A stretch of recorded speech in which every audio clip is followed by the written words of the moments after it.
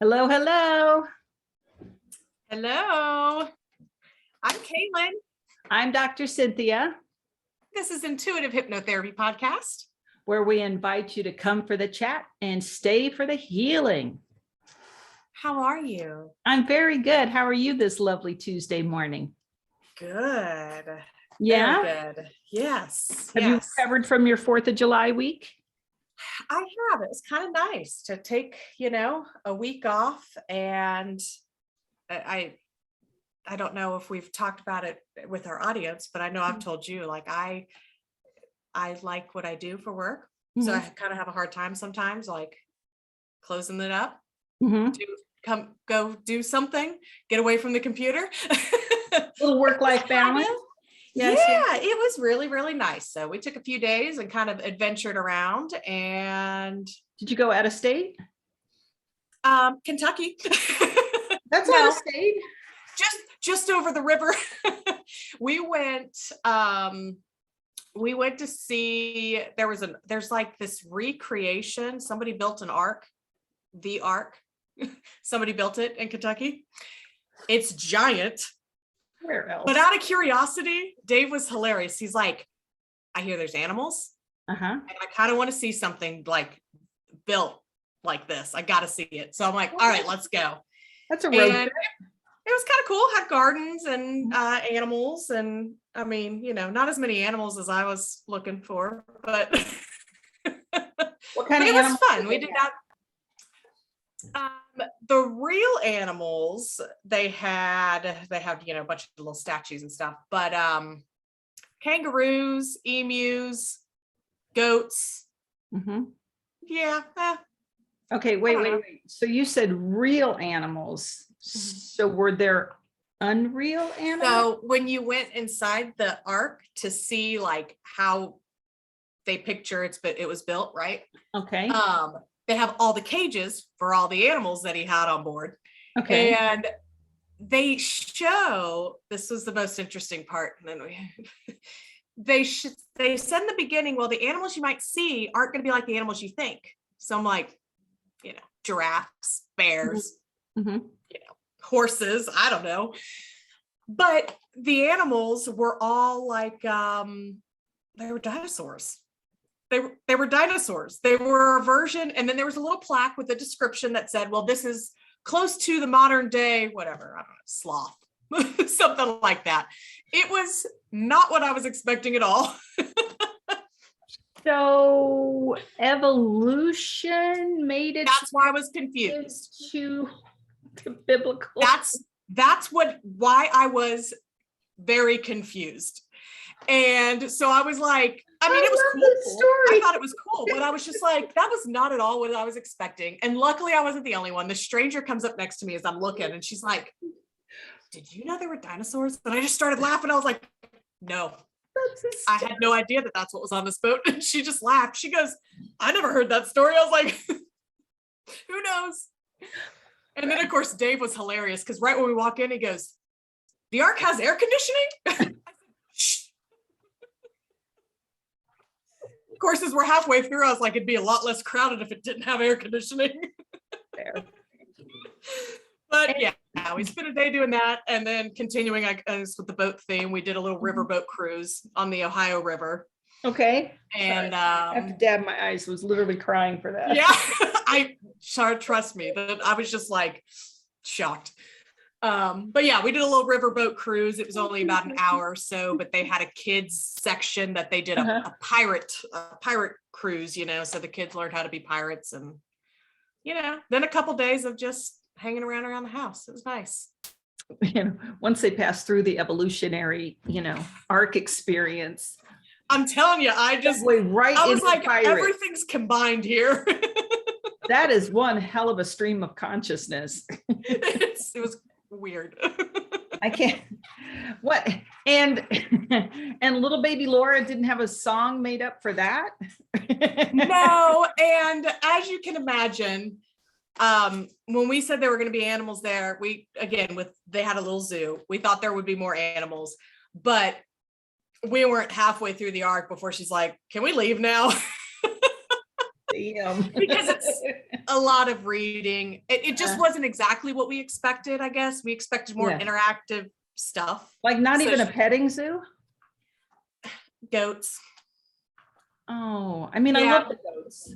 Yeah, no, me too. My Goats are absolute fun. Yeah. But yeah, favorite. it was, yeah, I thought there might be some, I don't know. I mean, it was still fun. It was kind of nice to, just go do something new at least. Would it be on our list to do again? Probably not. Boxes checked. Yeah. Exactly. We could say we went to see it.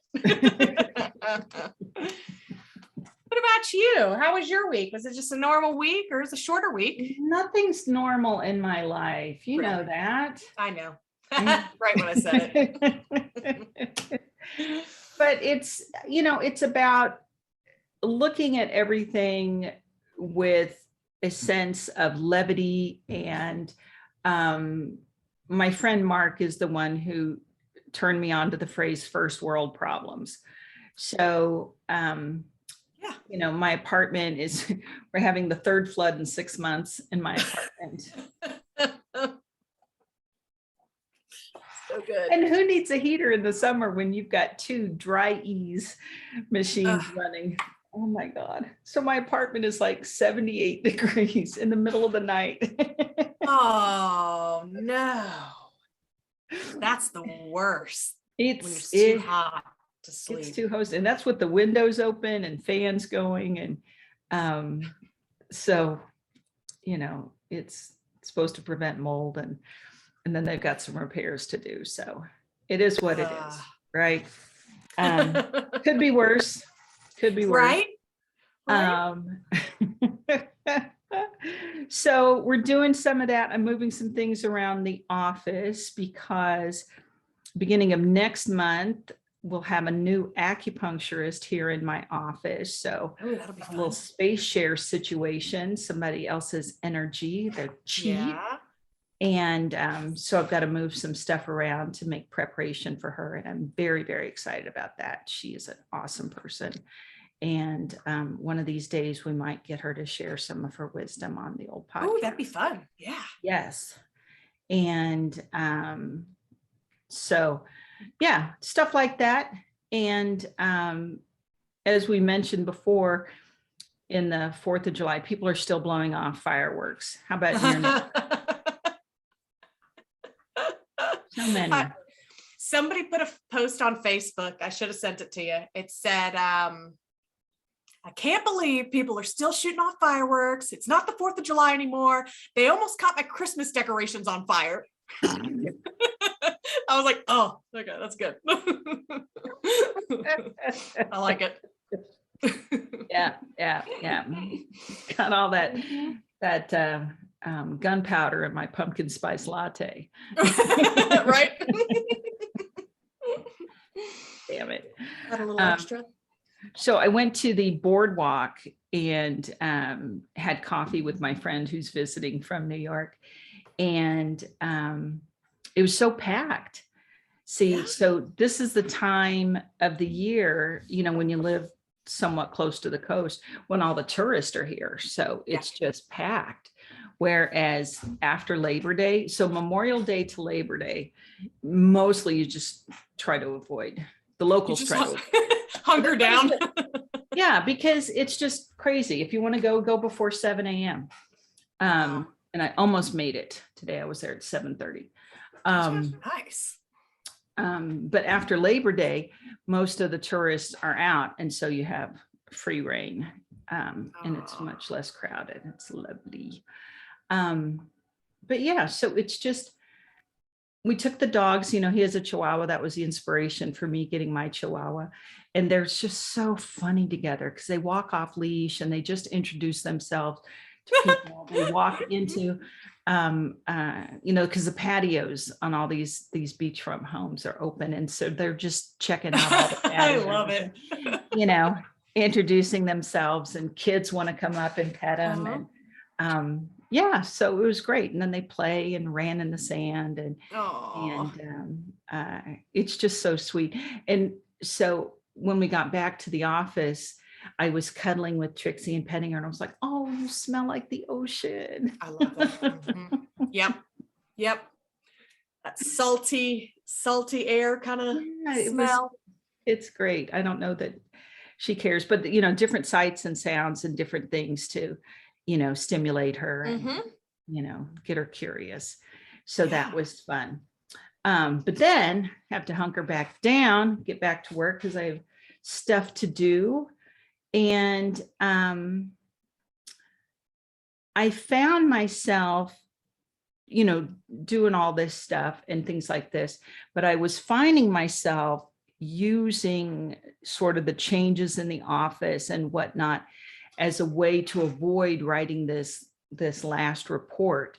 I've gotten most of it done. It's the fine touches, the nuances. I'm a Virgo, so I need to dot all the I's and cross all the T's and whatnot. And I try not to be too hard on myself, but I'm like, why do I still do this? Why do I avoid doing things that I know are going to generate money, that I know bring me happiness? And I know that once they're off my to-do list, I have more free time. Right. I'm famous for it. I have, and I'm not lazy, but there's definitely a procrastination, avoidance issue in there. And so I wanted to talk about that a little bit and do a little healing about leaning into those things. I don't know, in some extreme cases, we might call it self-sabotage. We might call it, staying stuck and not, reaching into our greatness or into our success or spinning our wheels or 100 other iterations. So have you ever had any instances where you were like, I know I could do this and it would be awesome, but I'm not gonna? Right. Yeah. So some of my, I do it way too much. And it's one of those, like, eventually things get done. But why did I put it off for so long? Because I'm just like, job changes, when it's time, it's time.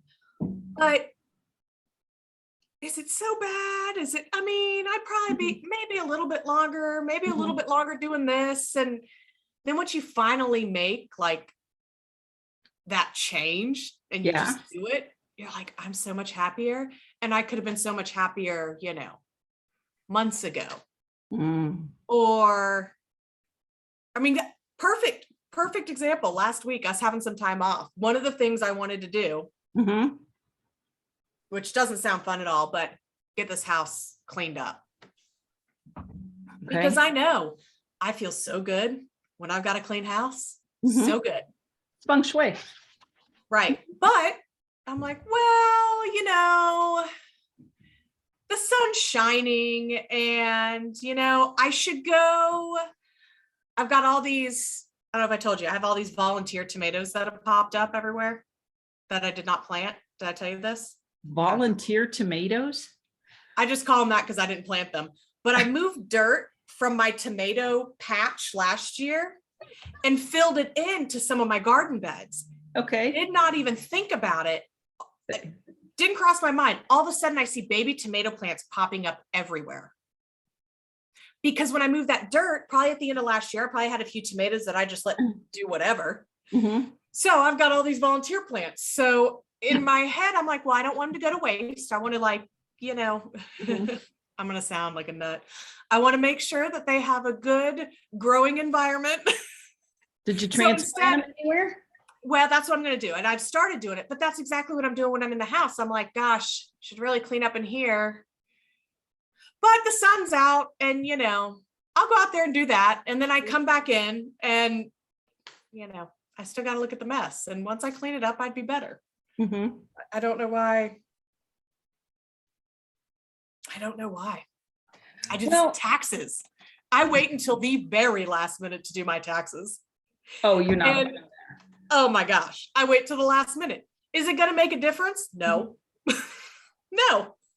It's not going to make any difference whether I did it, at the beginning of the spring or wait until the last minute. So why just torture myself every day in my head? I'm like, I need to do this. And that's all I think about. And then So yes, you asked, I have many examples of those things that I do that just, once you take care of it, you're going to feel so much better, and it's good for you. And well, sometimes we avoid change because we're comfortable with what's familiar.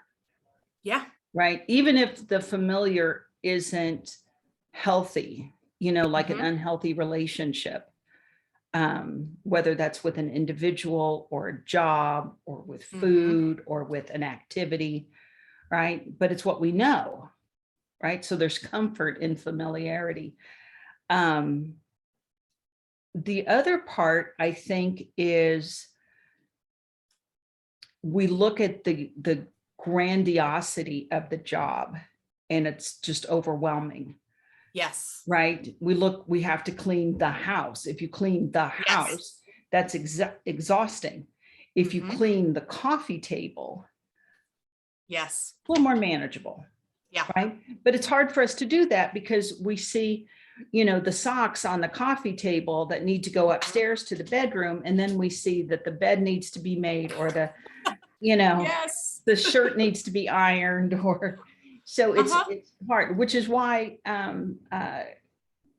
some people outsource and get a cleaner, because a cleaner is objective and they go in and they don't have any attachment to your stuff and they just get it.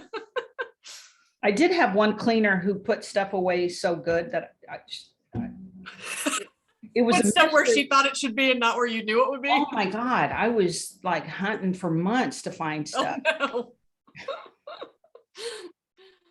Oh, that would be bad. She was great. She was just, got to get rid of the clutter. So yeah, so we have some of that. And then I think part of not doing something that we know is good for us, whether it's eating a healthier diet or getting up and exercising, or reaching out and saying hey to a friend that you haven't talked to in a while, or swiping right on a cute guy or cute gal, is because it's fearful, right? And what if we fail, or what if we get rejected, or what if it hurts, or what if, and I don't know why it's human nature to do the shitty what ifs instead of the positive what ifs. Yeah. I don't know if that's nature or nurture, or if we're just ingrained to, spiral in the negative. Yes. But maybe in this healing, in this hypnosis session we're going to do, maybe we can do a little reprogramming and start to spiral in the positive, have a positive attachment, a positive association to things that are challenging or scary or different or new. What if he or she said yes when you swiped right? What if by answering this email, you get the job, or you get the promotion? I had an opportunity to get a scholarship to UMKC, University of Missouri, Kansas City. And one of my professors even wrote a letter of recommendation. And I was so shell-shocked, and I don't remember what about it, but I just could not submit the application for free school. I was just, I had nobody in my corner to go, yes, you can do it. You've got this. I'll help you. I'll hold your hand. I didn't know how to take that first step. I didn't know how to get to the table and put pen to paper and make this work. And this is, before the interwebs and, computers in our pockets and whatnot. And so in that case, having somebody go, yes, I'm with you, I can do this with you, I can help you.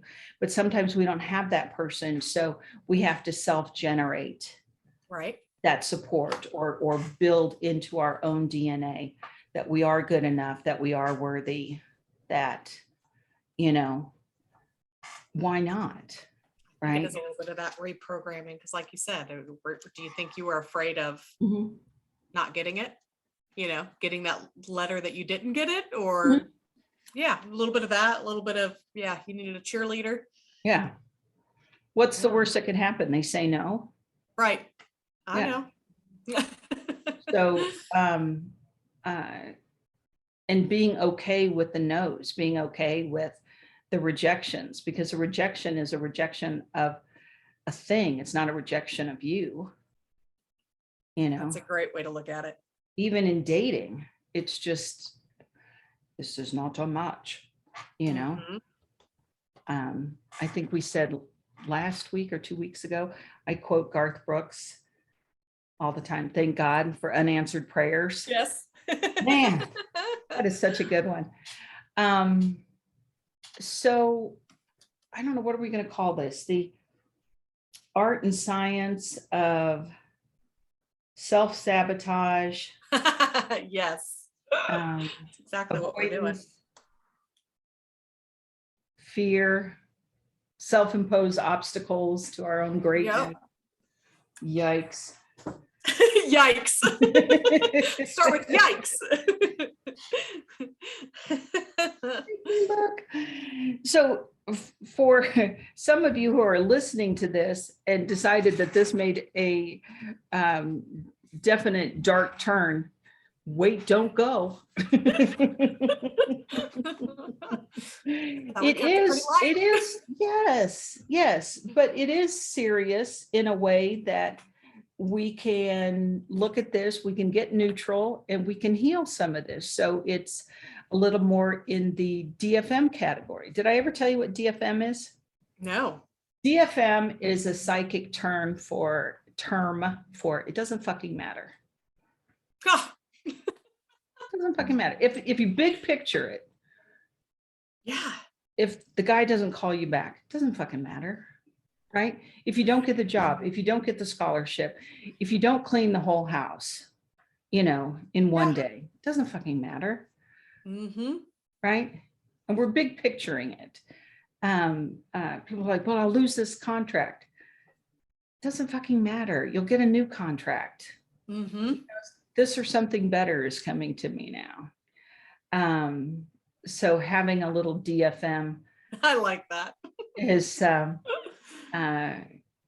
a great tool. And the other one, and I actually work with clients with this, is the concept of imagining the worst possible outcome and then improving upon it. Right? What would happen if you didn't clean your house? Right. What if it turned into an absolute hoarder situation? Right? Yeah. Dead rats smushed in between stacks of old newspapers. Yeah.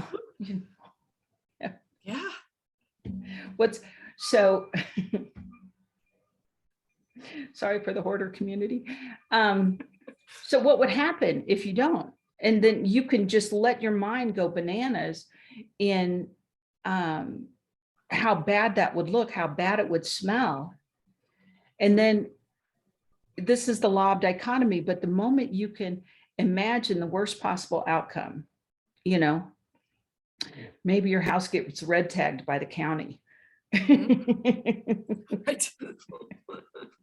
Can't see in the windows, it's so high. You have to move out, you have to stay in a hotel until they clear out all the stuff. What are you going to do? Okay, so you get a chance to regroup, you get a little chance away from your schmutz, you get to sit down and prioritize what's really important, so, and I'm just making this shit up, but if that happened, your brain would automatically click on to all the ways to get out of that. Right. If you allow it. Like, oh, what would happen if this? Oh, I could do this, or I could do this, or I could do this. And you start figuring it the fuck out. And then all of a sudden, you go in and you're like, I'm just going to clean a corner. And once the corner's done, I'm done for the day. Yeah. I'm just going to do one report. And, if I get the orthopedics, neurologicals done, That's great. Box checked. Move on. I'll catch more tomorrow. Right. Right. We start compartmentalizing things. If I haven't rolled enough cliches into this, let's do one more. How do you eat an elephant? That's what I was thinking the whole time. One bite at a time. One bite at a time. Start at the tail or the trunk, who cares? Yep. One Right? bite at a time. Yeah. One bite at a time. So let's get here. Let's jump in. I'm ready. So wherever you are, please don't be driving. Turn this off now. If you're operating heavy machinery, and just find a comfortable place to sit or lie down. And if you're a little lit up by the conversation, good for you, because that means that whatever is lit up or is bubbling to the surface to get healed. Good for you.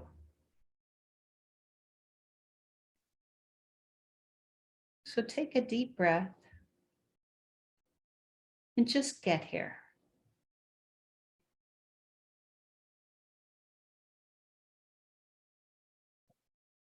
Say hello to your physical body. Thank it for putting up with you. Thank it for getting here.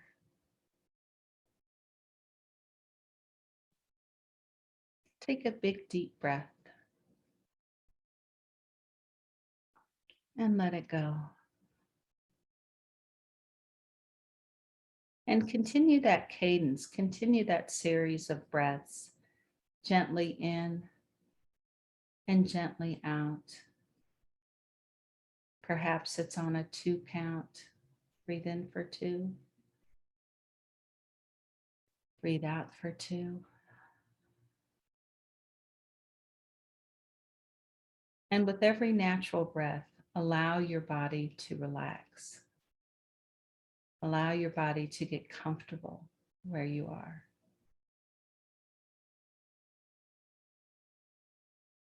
Start allowing the small muscles around your eyes to soften and relax. Allow the small muscles of your face to soften and relax. Allow the muscles of your scalp, your neck, your upper shoulders to soften and relax. Allow those waves of relaxation to go all the way down your arms, your torso, your legs, your lower legs, all the way to your feet and toes. Letting those muscles of your arms, your upper arms, forearms, hands, the small muscles of your fingers to soften and relax. Allowing those muscles to get heavy and limp where they rest. Allow the muscles of your neck and shoulders, your upper back to soften and relax. Your shoulders drop away from your ears. Your arms get heavy, comfortable. Allow the muscles of your lower back, your hips, your thighs, calves to soften and relax. With every natural breath, they become softer, loose, heavy, comfortable. And allow those muscles of your feet, small muscles of your toes, to soften and relax. And with your next inhale and exhale, you go deeper and deeper down into relaxation, comfort, peace. Noticing the chair beneath you, noticing how the chair supports you. And in turn, you allow yourself to be supported by the chair. And know that this is a metaphor for the universe supporting you.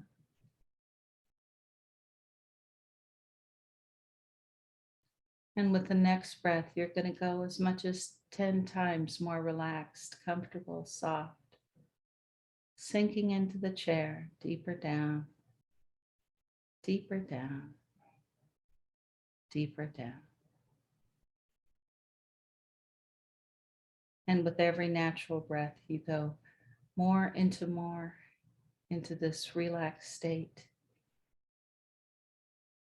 anticipating getting into what we call the resource state of your subconscious mind.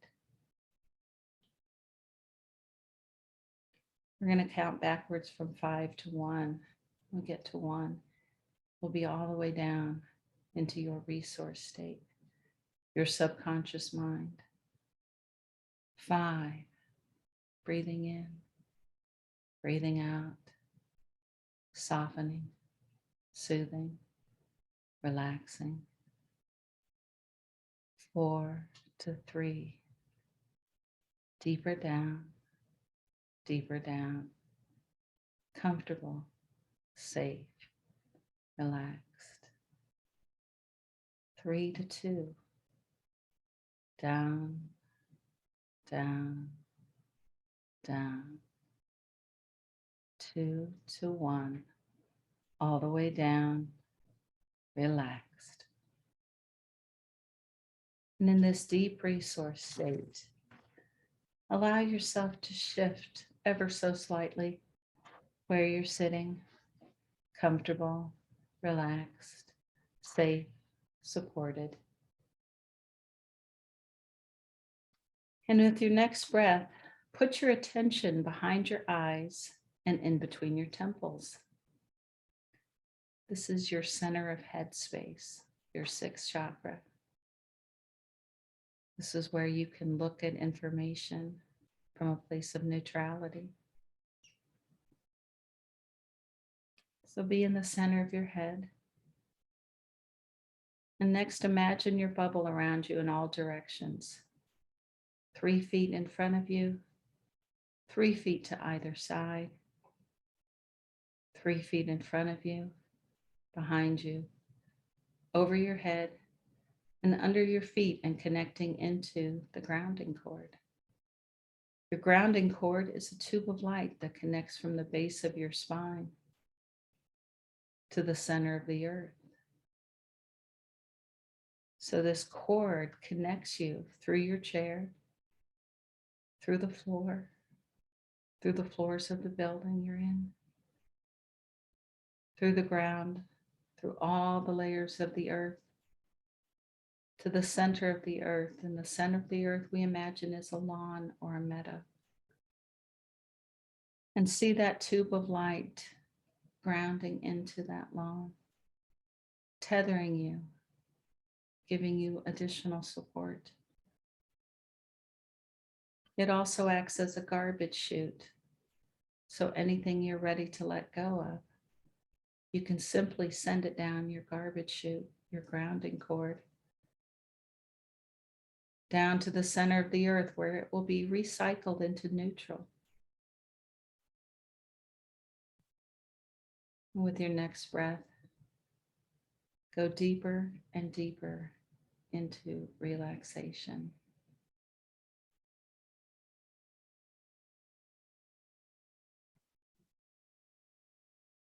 And in the next moment, we're going to imagine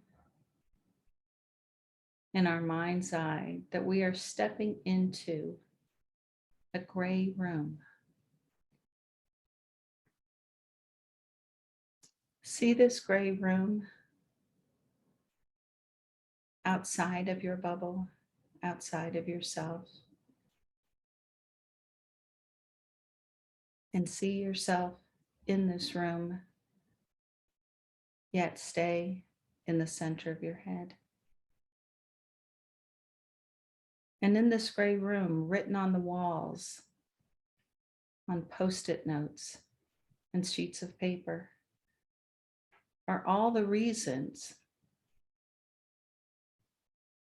real or otherwise, why you can't take your next step, why you can't move forward, why you can't find your prosperity, why you can't finish cleaning the house, why you can't finish that report or submit that proposal or ask for that raise.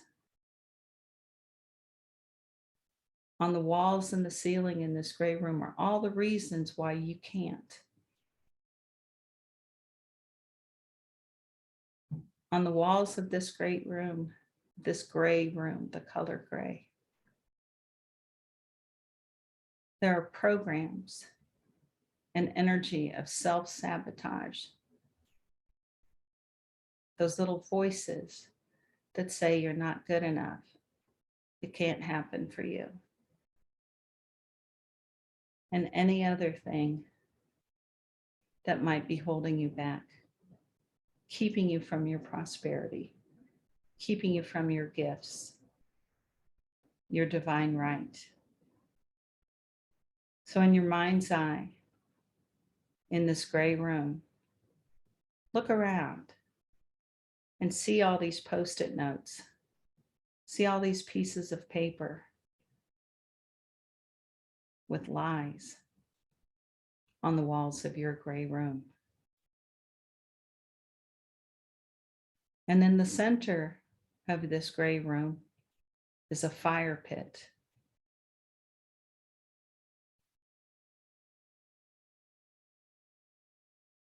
And if you look closely at this fire pit, you know that the flame is not huge, but it's very powerful. It's strong, it's purifying.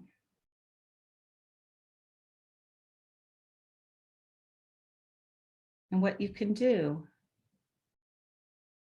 is you can rip off those Post-it notes, those lies, those reasons why, those elements of self-sabotage. And you can even move your hands as if you're pulling them off the walls and throw those pieces of paper into the fire pit. And in your mind's eye, see them burning to ash. And when that happens, you are destroying that force that's holding you back, that self-sabotage. You are turning that energy into neutral.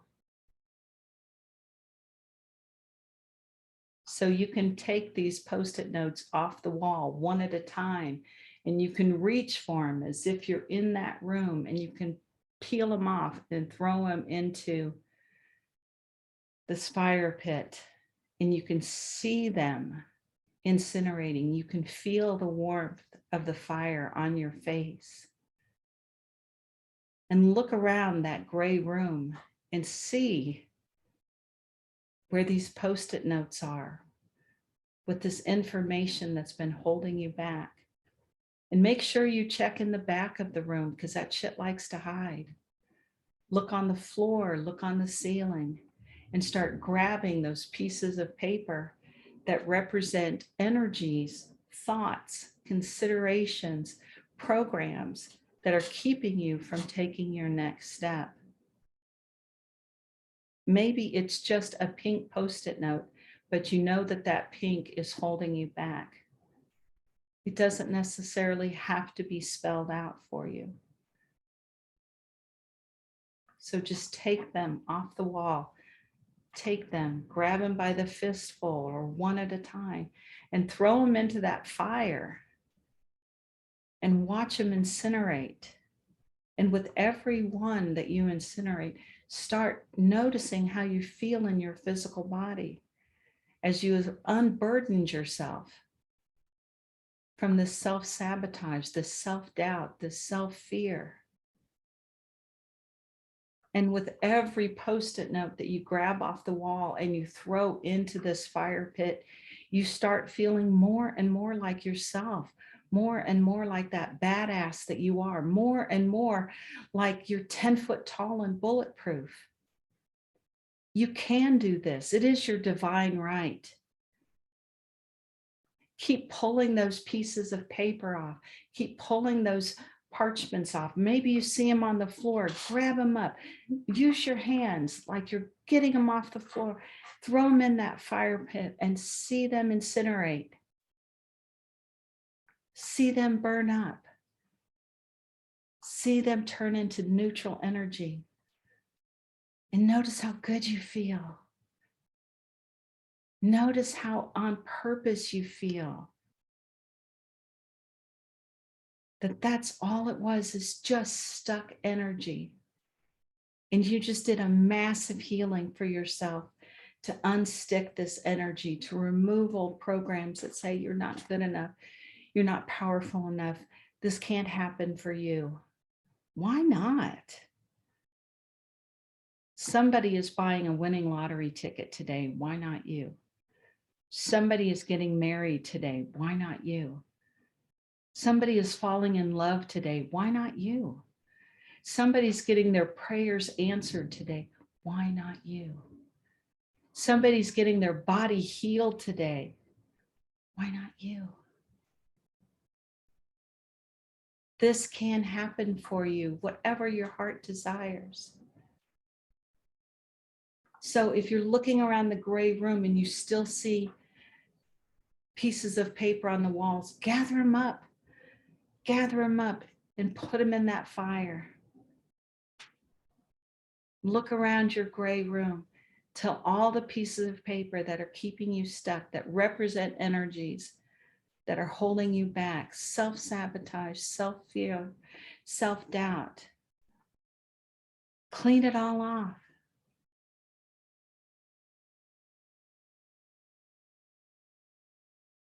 The Bible says that you are made in his image, and greater things shall you do than he has done. You can believe that. You are awesome. You are worthy. So take a last look at the gray room and see if there's anything else that needs to be burned up, incinerated, destroyed in the name of your healing.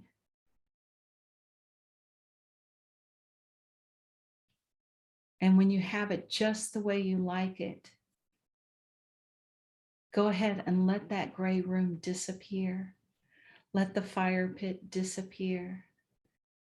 But keep the healing, keep the lightness, keep the power, keep the motivation, keep the assertion that you are wonderful and you are worthy of all good things.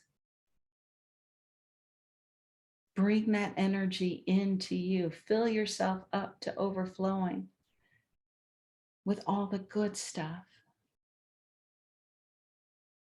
And when you're ready, do another sweep of your bubble and clear out any energies that may have gotten stuck in this massive deprogramming.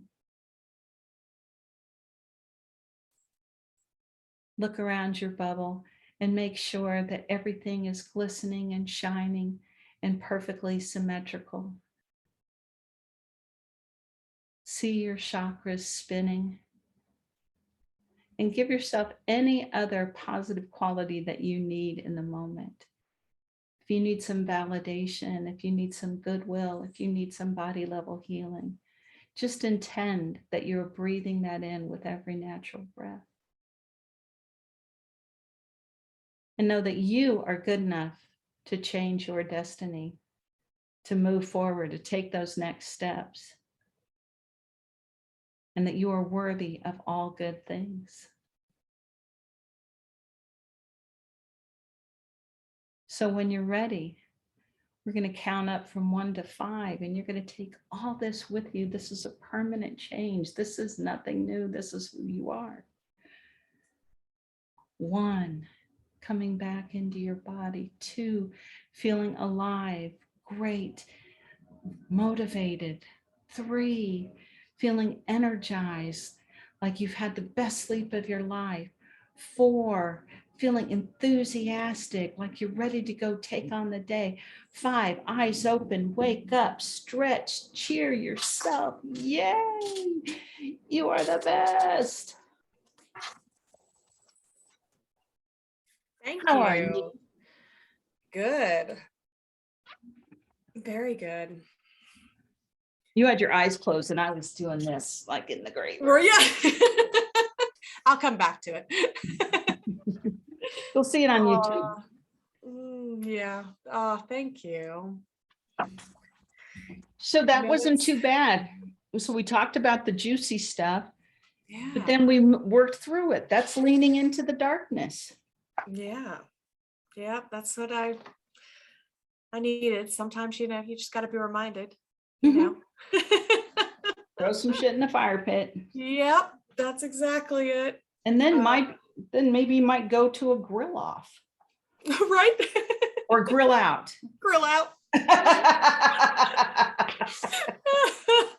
Grill Grill off off sounds like a competition though.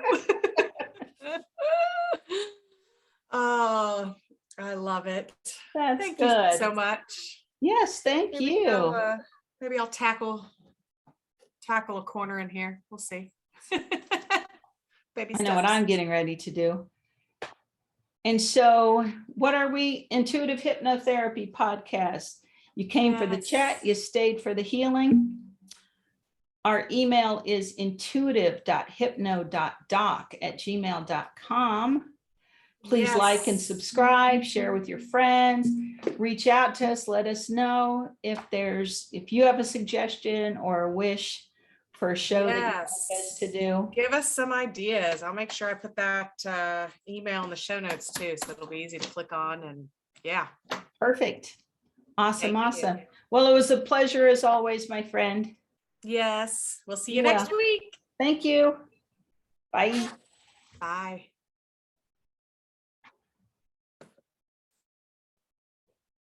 Ending it for all.